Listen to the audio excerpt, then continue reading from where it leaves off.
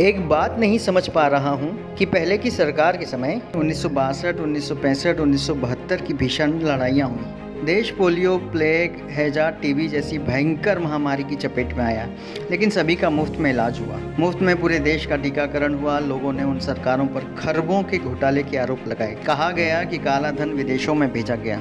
कथित भ्रष्टाचार की खूब चर्चा रही। बावजूद इसके देश में बहुत सारे सरकारी कारखाने व कंपनियां खड़ी हुई। सरकारी अस्पताल, सरकारी कॉलेज, सरकारी स्कूल बने। सरकारी नौकरियों में कोई कमी नहीं रही।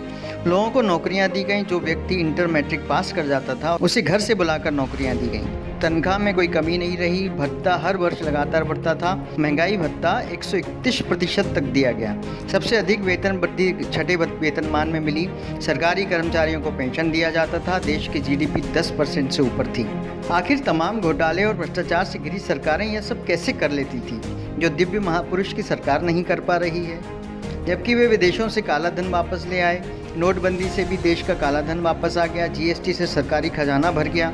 आपातकालीन परिस्थितियों के लिए रिजर्व बैंक में जमा पैसा निकाल लिया गया। फिर पता नहीं क्यों 18-18 घंटे काम करने वाले प्रधानमंत्री के सामने सरकारी संपत्तियां बिक गईं और दिव्य महापुरुष की सरकार नौकरियां, वेतन भत्ते, पेंशन नहीं देकर किसान, मजदूर और आम नागरिकों को सिर्फ टेंशन ही दे रही है। कोई युद्ध नहीं हुआ, जीडीपी माइनस में चल रही है, सभी की नौकरियां चली गईं, फिर भी साहब ने सभी एनजीओ, उद्योगपतियों और देश के नागरिकों से पीएम केयर फंड में पैसा जमा करवा लिया। उस पैसे से क्या कार्य हुआ, किसी को नहीं पता। देश में बड़ी अजीब स्थिति बनी है। अगर कोई सवाल कर रहा है तो उसको पाकिस्तानी या देशद्रोही बोला जा रहा है। मेरे ख्याल से उन युवाओं को तो अब कम से कम अब जाग जाना चाहिए जो पढ़े लिखे होने का दम्भ भरते हैं।